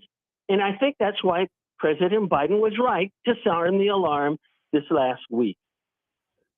Something tells me, Andrew, that the last few January 6th hearings coming up this month will be amazing and explosive. I can hardly wait. Not terrifically surprised on that point there, but we'll be watching and paying attention to them for what they're worth here, but still have yet to see it reach that kind of what I have been hoping would happen of the actual investigation we've been talking about here, because these hearings, by their very nature, frankly, if they're truly putting out explosive things, I'm not going to say that by talking about that they're diminished, but this is not going through an investigation first. Because, how many times have we seen it? in almost any other circumstance that if it's something of probative value, something that needs to be investigated further, there tends not to be a whole lot of commentary on it before it is fully gone through, fully investigated, all of the details explored and brought to light by investigators, and then things might be put through the public. I know that you would love to see a perp walk or that kind of a thing here, and I'm not surprised about your agreement about the whole clear and present danger circumstance here.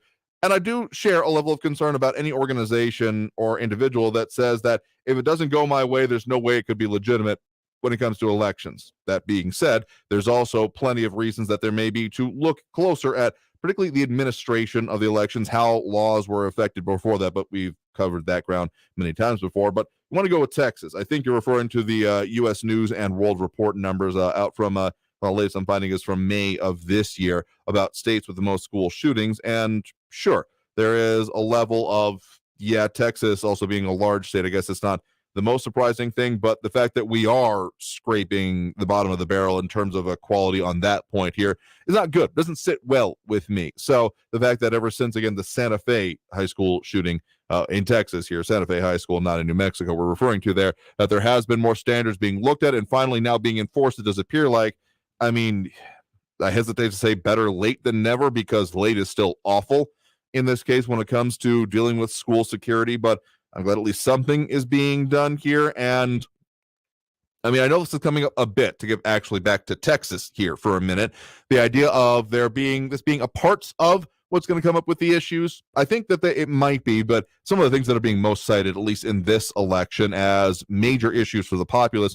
I mean, guns does come up, particularly on O'Rourke's previous statements, but abortion laws, as well as the whole Texas miracle idea, and the proponents or detractors of that idea are seeming to be the more pervasive ones for this election. So I think there will be a whole lot of parts going into this election here.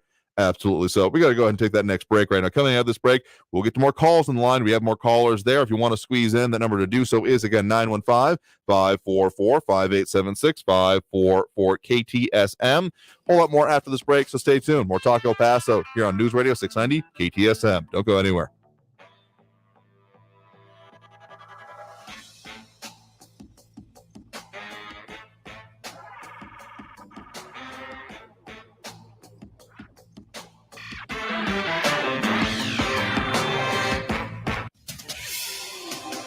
El Paso's News Radio 690 KTSM. Hello, I'm Erica Castillo with this KFOX 14 News Update. It's been an historic year for the El Paso Border Patrol sector. Thousands of their migrant encounters have involved children, according to Border Patrol. When these children surrender to agents, they're taken to the Central Processing Center. The sector is coming up on 228,000, with over 19,000 of those being unaccompanied children. For July, El Paso reported about 2,500 unaccompanied minors. Once the children are out of Border Patrol custody, they fall into the custody of the U.S. Department of Health and Human Services. And a recent poll by advocacy group Mission Roll Call found 76% of veterans don't agree with forgiving federal student debt for those who didn't serve. Folks can have up to $10,000 in federal student debt forgiven, up to $20,000 for those with Pell Grants under the president's plan. Income qualifiers are also part of the plan. The GI Bill has, though, been a special benefit for veterans since World War II and a big recruiting tool. I'm Erica Castillo with this KFOX 14 News Update. News Radio 690. Traffic all day. Traffic slowing for your afternoon ride. I-10 eastbound from Trans Mountain to the Patriot with 7-minute delays. On the spur, Liberty Expressway eastbound from the 54 Gateway to the Loop. It's a 6-minute delay. Police on the scene of a crash. Loma Land, south of Treywood. Take Vista del Oro or Vista del Sol Drive as your alternate. And Paseo del Norte, west of Wrestler Drive. An accident reported. Carrie Edwards, El Paso traffic. High pressure continues to bring warm and dry weather to the area with very little rain through the end of the week. Expect mostly cloudy skies with a bit of haze tonight, along with comfortable temperatures in the middle to upper 60s. Coming up tonight, we'll talk about how long these warmer than average temperatures last, plus the changes I'm tracking as we head into the upcoming weekend. From the KFOX 14 Severe Weather Center, I'm meteorologist Kira Miner. This report is sponsored by Staples Stores. Staples has everything you need for school at prices that won't hold you back. Right now, Crayola 24-count crayons, Staples comp books, and 2-pocket polyfolders are just 50 cents each. Offer ends 9/10, limit 30. This year, go forward to school with Staples, the working and learning store. Talk El Paso, bringing you the biggest stories from the borderland and beyond, 4 to 6 p.m. every weekday, brought to you in part by Sergio Lewis Body Shop. Call the pros at 915-593-0191. That's Talk El Paso, Monday through Friday at 4, right here on News Radio 690 KTSM. You wash your hands and brush your teeth, but what about your nose? How do you clean your nose? With Navage. Navage pulls saline in one nostril, around the back of the nose, and out the other nostril, flushing out allergens, mucus, dirt, and germs, and it's why nose cleaning is the next evolution in daily personal hygiene. People try Navage for lots of reasons: sinusitis, allergies, snoring, things that make it hard to breathe through your nose. But over time, they also find that cleaning their nose makes them feel better, a lot better. Nearly 3 million Navage users have written more than 100,000 reviews, averaging 4.7 stars, saying things like, best product I've ever used, and amazing, I love my Navage. That's because Navage helps you breathe better, sleep deeper, and snore less. But the biggest payoff is improved health. Here's the key point. Navage is good personal hygiene, and it's going to help you stay healthier. At Walmart, Walgreens, CVS, Rite Aid, Bed Bath, Target, and online. Navage, Navage. Clean nose, healthy life. Do you need new blinds or shades? Blindster.com offers custom-made blinds, shades, and shutters shipped directly to you at prices less than big box retailers. Visit Blindster now through September 8th to save 50% off any order during their Labor Day sale. Blindster.com. This report is sponsored by Blindster. Hey, hon, what you doing with your phone? Do flowers have best friends? I don't know. Hey, look. Whoa. Some answers can only be found in nature. Discover the unsearchable. Visit discovertheforest.org to find a trail near you. Brought to you by the United States Forest Service and the Ad Council. El Paso's News Radio 690 KTSM. Live from the KTSM AM 690 studios, it's Talk El Paso with Andrew J. Polk. To be a part of the show, call 915-544-KTSM or follow on Facebook at facebook.com/Talk El Paso. Now here's your host, Andrew J. Polk. Thank you all so very much for joining us here for Talk El Paso, airing live on News Radio 690 KTSM. I'm your host, Andrew J. Polk. Thanks for tuning in, however you may be doing so, be it on air, online, live streaming through the free and reliable iHeartRadio app, or joining us over on the very many different social media pages we're up on these days, facebook.com/Talk El Paso, the Talk El Paso channel over on YouTube, Twitter @Talk El Paso, or twitch.tv, Andrew J. Polk. In response to one of these callers here, the commentary coming in, Lorenzo Colon saying, Veronica Escobar's campaign team started sending me campaign text messages, and Glauca Ahmed is saying, me too. Listen, I get all of them, basically, because I've maybe not directly signed up for them. Some I definitely have, but I'm on probably a number of different lists of different provenance and severity. Let's just put it that way. Frankly, if there's a list I'm not on, I'm going to be kind of disappointed about it at this point. But yes, I get them all. I see them, block walking, donations, et cetera, et cetera. There's so much of it. But I try to keep abreast of these things. So if you don't want to be, I do feel sorry for you, because I've chosen this life. And if you're not into knowing every minutia of how the advertising goes, well, I'm sorry if you've been roped into it. Honestly, one of the biggest ways political advertising happens these days, of course, we all see the mass market stuff, the stuff that goes out to everyone, such as mostly radio, TV, etc., because the hyper-targeting on the internet is decently well known. But honestly, some of the weirdness, the weirdest kinds of stuff, and the most kinds of specific targeting actually comes through the mail, because then you can really try to find those like single issue or like overlapping major issue kind of voters here and try to wrench them away here. That's where the rubber really hits the road. So I know it sounds weird to say that bulk mailers, but targeted bulk mailers almost sounds oxymoronic, but getting really deep in the weeds here. Anyway, I look at and am fascinated by this stuff here, but if you're not about that life, I don't blame you for trying to opt out of that kind of thing here, but I totally am, so I keep doing it, and we'll keep talking about it. Definitely, I got one today myself as well, a couple today, actually. Let me take a look here, because I sometimes lose track. Let's see. Yes, text from during the show here from Beto for Texas about knocking on doors, and there has been some events going on in recent weeks here. So yeah, if you want to do it, I wouldn't recommend it for most people, because I'm weird and I want to know about this stuff. So your mileage may vary. Anyway, let's go back to those phone lines now. The number to call again if you want to squeeze in, full up at the moment, but the number is 915-544-5876, 544 KTSM. We do have Andrew on the west side here with us right now. Andrew, thanks for joining us. Yes, thank you very much. Beto and Biden have been brought up during this radio program many times, especially today. Oh, yeah. I mean, they're decently pervasive topics here, I'll say. Yes. Well, before I get started, just one comment on both those guys. Both those guys are a couple of cans short of a six-pack. But anyway, concerning Beto on guns, no, he doesn't want to take your guns right now, or he doesn't want to take anyone's guns away right now, just until after he gets elected. Yeah, I remember an old joke, something about in the afterlife, you get to choose if you're going to go to heaven or hell, and heaven basically said, we'll stand on our own merits, and the devil put out all of this great stuff. Oh, hell is so great. You'll get your own mansion. You'll get everything you ever wanted. It gets more into detail like that, and then you make your choice, you place the vote, and you end up where you chose, and you go to hell, and it's about what the classical depiction of hell is. And the people say, what the heck? We chose to go to hell because you said it would be so awesome. And the devil essentially says, oh, no, that was the campaign. This is the term of office. Kind of take the lesson from there. Yes, correct. But as for Biden forgiving student loan debt, well, people in Washington are citing the HEROES Act, right, of 2003. But people need to realize that is limited to only a certain category of individuals during crisis, and that would be public service workers and military personnel.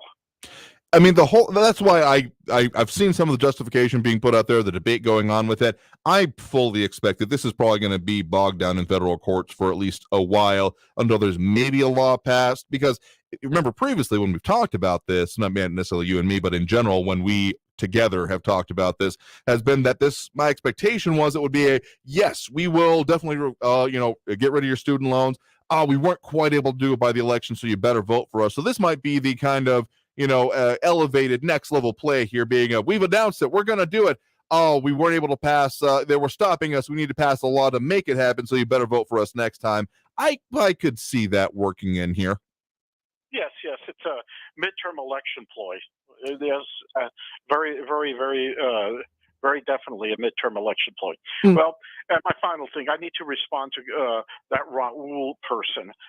Now, he said smart people don't have to tell people how smart they are. Well, Raul, then I think you better practice what you preach. But anyway, Andrew, I turn the mic over to you. Have a good evening. You too as well. Thanks for the point in the call. Have a good one there. You too. I mean, okay, when it comes to student loan forgiveness, the idea of people being unhappy about it, not being able to either having paid it off, done their own service, those kind of things, I am still kicking around the idea that I have no idea how it could absolutely be implemented here, of the idea of national service. Many other, even of our allied countries, have similar kind of things. The idea that essentially that as a young person of age in this country, you have a certain specific duty to do. Now, for a lot of those countries, Israel, South Korea, those kind comes to mind. It ends up being you are in the military for 2 years. Now, that necessarily, I mean, as implementing this idea in general would be a harder way, but the idea of just national service in general, that you have 2 years of either, your choice, military, unless of course there's a draft, in which case all bets are off, but we haven't been that way in a long time. We pride ourselves on being an all-volunteer force, and I see no reason to change that now unless needs must kind of thing. But also if not military service, then like say essentially AmeriCorps, Teach for America, something like that, where it is you are performing a specific service for the U.S. And so, again, I love the idea of it. I know it's been floated a few times. Actually implementing it would probably be a nightmare. This is one of those magic wands waved and just have it already in place kind of things, because without there being a serious reorganization and or disaster, a la the Civil War, honestly, because that's the level of depth of change. The last time we've seen it was about that time when it comes to amendments and changes to the serious amounts of laws and governance in this country. And that would solve some of these problems. I just got to say here, both in terms of how the country runs, but also with things like this about paying for school, that upon your service, you then receive, certain educational benefits, probably primarily to public schools, but hey, who knows what could happen there. And just, if I was giggling earlier or laughing slightly, it was that RJ's comment that caught me off guard, but definitely hit home, saying, I'm thankful that Sochi and Yvette aren't running 15 ads an hour this round. Don't hold your breath. I'm just saying we are still a couple months out from the election, so you'll never know until we get there. But it definitely made me laugh. Remember people saying at the end of the last elections, being like, I hope Sochi, Torta Small, and Yvette Harold, I hope they write. I'm gonna miss them. I've heard so much about them there. Anyway, let's go back to those phone lines here again. At least another call or two before we hit that next break. We do have Barbara on the west side here with us right now. Barbara, thanks for joining us. Hi, Andrew. Thank you for taking my call. Mm-hmm. I guess we need to remind Frankie that what President Biden did on the student loan forgiveness is against the law. He does not have unilateral power of the purse. Congress has power of the purse. So I'm sure that will be litigated. Right. And then regarding Raul, talking about Raskin, I believe that Raskin is one of the, she's a senator, I think, or congressman, I don't even know. But he objected to the 2017 election and to the George Bush election.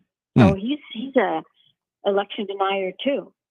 And regarding Beto, I recall that he's out there still saying he wants to legalize marijuana. I guess he hasn't read the latest medical analysis on marijuana. It's not the marijuana of his day. This one has been causing psychosis, depression, and anxiety in the youth. So it's dangerous because it's not pure. They're lacing it. And then I recall when there was a question of health care at the city hall, and he said that he would respect the voters' results. And when we voted against health care to unmarried couples, he voted to overturn our vote. And they went on ahead and gave health care to individuals that weren't married. So I can't trust his word. What was that during the Cook administration, or am I misunderstanding what you're talking about there? It was, you know what? I don't even remember. I think it's the Cook administration. He was a councilman. Yeah, that's when the health care benefits were being discussed, and the city didn't want him, and several people went up and spoke in front of city council against providing benefits or extending benefits to unmarried couples. And then I think I believe it went on the ballot, and the city of El Paso voted against providing the benefits, and then city council turned around and voted to provide the benefits. So our vote didn't even matter. So I think there were hundreds of thousands of dollars just to put something on a ballot. But that's why I say you can't trust his word. He'll say one thing and then do another. So what I wanted to talk about today was Samaniego. As you recall, several months ago, he indicated that the county had opened an office of the New Americans, and that we had approximately 60% of people in El Paso we had 60% of people who lived in El Paso that were permanent residents and could be naturalized. And he gave several reasons why they hadn't done it on their own. And he also stated that one of the reasons was because 69% of them spoke a language other than English at home. And then he stated that the Office of New Americans had partnered with another group of individuals, and it's called National Partnership for American. I forgot the last word. It'll come to me. So I checked that organization, okay, and the organization that he was speaking about, National Partners for New Americans, National Partners. That organization, I looked it up, and I looked at all the associations that it has, and there's an organization that they're partnering with, and they have pages and pages of partners. And I just picked one of those organizations. I picked Voces de la Frontera because we're here on the Frontera. Of course. And then I looked them up. And it turns out that in July of this year, they had another organization tied with them called Never Again Action, went and protested in D.C. at Mayorkas' office or home, demanding that President Biden end the 287G, and that's a police and ICE contract. They don't want anybody that's detained by ICE, criminal or not, to be turned over to ICE. So these are far left organizations. And then this year, there was a press release by the Youth Partners for American Immigrants and the SEIU, Service Employees International Union. And they're both very far left Democrat organizations. And this partnership that Samaniego mentioned is backed by the Democrats. Every dollar that SEIU has donated this year has been to Democrat organizations. But we're just getting a note here. Try to get a little bit closer to the mouthpiece there on the phone there, if you don't mind. Oh, okay, I'm sorry. Every dollar that the union has contributed this year or donated has been to Democrat organizations. So these are all far left organizations that the county has partnered with to register to vote legal immigrants that have not naturalized. So my question to the county is, based on the relationships that these organizations have amongst each other and the far left-leaning tendencies, is he politicizing our county office? Why would he choose an organization that is backed by the Democrats, that every single organization they are connected to is a Democrat organization? They only contribute to Democrat organizations. El Paso's not all Democrats. Who's representing us? And another thing I had is this organization says that they registered approximately 96,000 voters in Georgia. Well, Georgia has the ability for illegal immigrants to apply for a driver's license and they actually have to opt out of being able to vote. So I'm not confident that these 96,000 people that this organization has registered to vote are all legal immigrants and have the right to vote. And they just boast about this in their press release. And you know what? I don't know that this is a type of organization that the county of El Paso should be associated with. Interesting point you make there, because anyone that is not a citizen of the United States, and I don't feel this should be a political point, but it often ends up being, should be able to vote in the United States. Being a citizen and following the requirements of it, yes, there is birthright citizenry, but you still then have to grow up and be instilled with the values and go through the educational system, etc., to be able to understand that. So anything that circumvents that, gonna have a serious issue with, and I don't feel that should be controversial, but I am sure that there is, you can find any debate and argument you want on the internet, but the idea of it being that only citizens should vote, I don't even get the controversy about that statement here. Now, the further points about documentation or certain, non-voting documents being provided to non-citizens, there are some finer points to make here, but I get your overall point about being concerned for the county possibly being involved with those types of organizations here. And I will say this, as we have mentioned, we're going to be talking more about, at least on the city side of things, about this tomorrow, what the city response is to the, current parts of the immigration issues that we've been dealing with local government organizations. So tell you what, we got to take that next break right now, and I think we're breaking up there a little bit anyway. So thanks for the point in the call. Do appreciate it. We're going to go ahead and take that break now. Coming out of this break, we'll get to more on the line, squeezing what we can, get a little bit more into detail what we got coming up for you, and close out the show. So stay tuned. More Talk El Paso after this break here on News Radio 690 KTSM. Stay tuned. Traffic all day. News Radio 690. Traffic slowing for your afternoon ride. I-10 eastbound from Trans Mountain to the Patriot with 7-minute delays. On the Spur, Liberty Expressway eastbound from the 54 Gateway to the Loop. It's a 6-minute delay. Police on the scene of a crash. Loma Land, south of Treywood. Take Vista del Oro or Vista del Sol Drive as your alternate. And Paseo del Norte, west of Wrestler Drive. An accident reported. Carrie Edwards, El Paso traffic. This report is sponsored by Blindster. Want to save 50% on new blinds? Blindster.com offers custom-made blind shades and shutters shipped directly to you at prices less than big box retailers. Visit Blindster through September 8th to save 50% off any order during their Labor Day sale. Blindster.com. Have you thought about dental implants? Has someone told you that dental implants cost $3,000, $4,000, $5,000, $6,000 per tooth? Please do not pay that much money. Instead, go to 1995implants.com. The El Paso Dental Office, where beautiful, top-quality, long-lasting dental implants are as low as $1,995 per tooth, including the implant, abutment, and crown. Plus, we offer a free consultation with the dentist. free standard x-rays, and convenient financing plans to fit your budget. At 1995implants.com, dental implants are very affordable. So get rid of your cracked teeth, missing teeth, and loose, old, wobbly dentures, and get the amazing new smile that you've been wanting.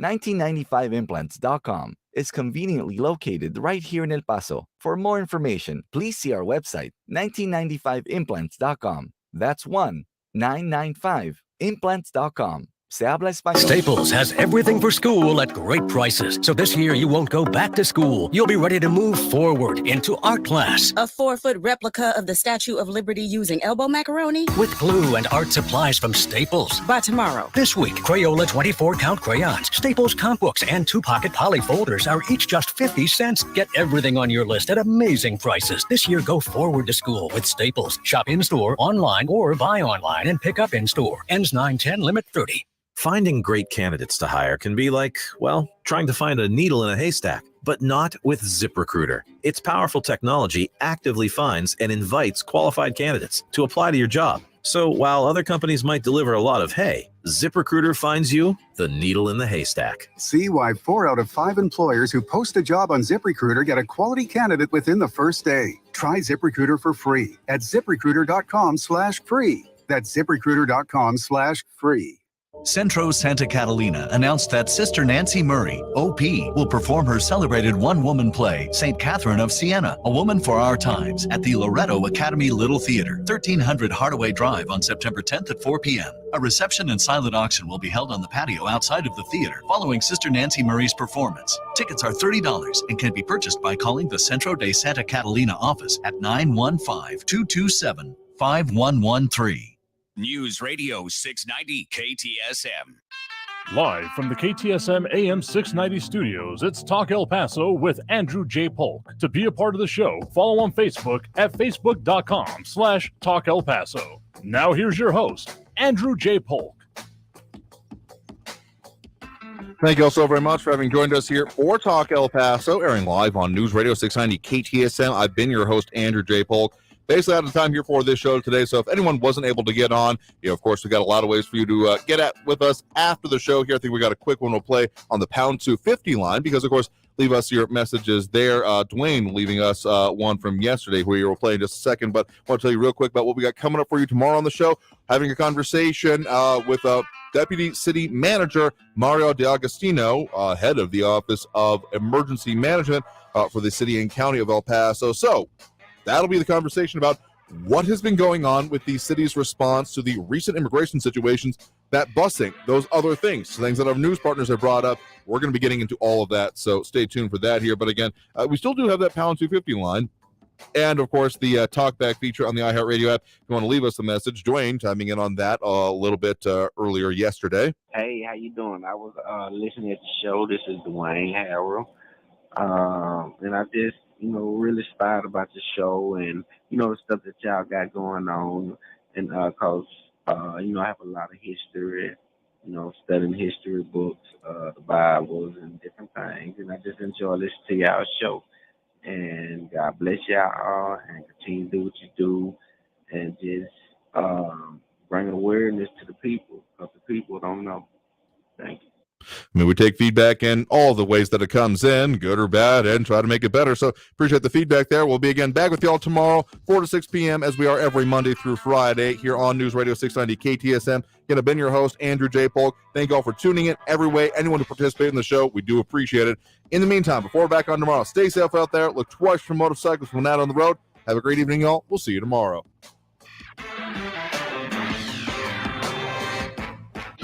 Traffic all day. News Radio 690. Traffic slowing for your afternoon ride. I-10 eastbound from Trans Mountain to the Patriot with 7-minute delays. On the Spur, Liberty Expressway eastbound from the 54 Gateway to the Loop. It's a 6-minute delay. Police on the scene of a crash. Loma Land, south of Treywood. Take Vista del Oro or Vista del Sol Drive as your alternate. And Paseo del Norte, west of Wrestler Drive. An accident reported. Carrie Edwards, El Paso traffic. The El Paso Community Foundation supports the causes you feel passionate about here in the borderland. Whether it's education, social services, arts and culture, the environment, health, or economic development, the El Paso Community Foundation has been promoting philanthropy and progress in our hometown region for more than 45 years. Make your mark with us. Start a fund today. For good, for El Paso, forever. Learn more at epcf.org. That's epcf.org. Hi, this is U.S. Congressman Tony Gonzalez. Are you paying more for just about everything? I know I am. Inflation is costing Texas families thousands of dollars more for everyday goods like groceries.